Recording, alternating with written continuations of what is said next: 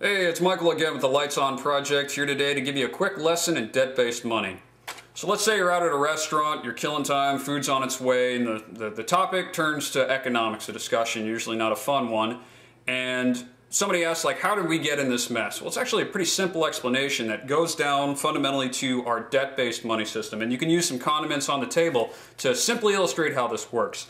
So let's say you want to get a car, a new car, and you go to the dealership and you say, well, I'd like this car, how much? And it says, well, normally we used to trade, 20 chickens for a car or something like that, but now that was too complicated, chickens die or whatever, so we're using these new things called dollars. So if you want to buy this car, it's going to cost you $1. And you say, well, where do I go to get the dollar? Well, you're going to need to go to the bank. So you go to the bank and say, hey, I'd really like this dollar here. And they say, well, okay, we will, we'll loan you out $1, but we're going to charge you $1 in interest. Now, obviously, this is over the top. Nobody charges 100% interest, on a loan. Nobody would take it. But this is just to simplify it, because really, let's say if it was only, a penny, 1% interest on, to borrow $1, 5%, or, the full dollar, doesn't matter, because they're under legal tender laws, you can only go to them for it. So when you go to pay back this dollar, it doesn't matter, because whether or not it's that penny or a full dollar, you don't have it. So let's go along with the lesson. You get the dollar from the bank, you've now taken the loan, you go, hey, here's the dollar, can I get that car? Sure, here's your car.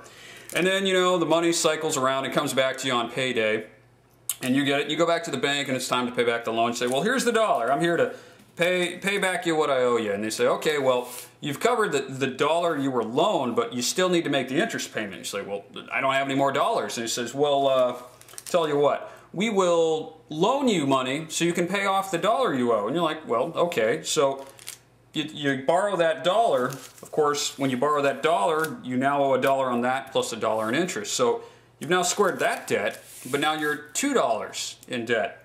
So you say, well, gosh, $2 in debt. I know, I'll borrow $2. Well, now you owe, the dollar and interest on that, and another $1 in interest on that. So that only squares that out, and now you're $4 in debt.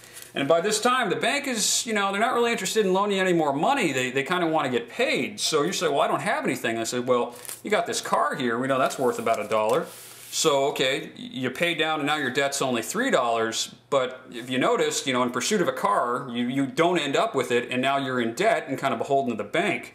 And this is also kind of how corporate welfare works, where you'll have these major corporations where they keep getting deeper and deeper into debt, but they keep taking out loans, and the way they survive is they get the loans to cover the debt. The debt is structured, payment, pay this much, this month, this quarter, this year.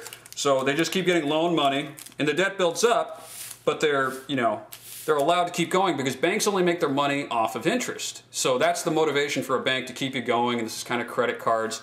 And this whole process of debt-based money has big ramifications, because 1.6 trillion of our national debt is just money we owe to the Federal Reserve for printing our own money. And that is debt-based money in a nutshell. Thanks a lot, and we'll see you in the next video.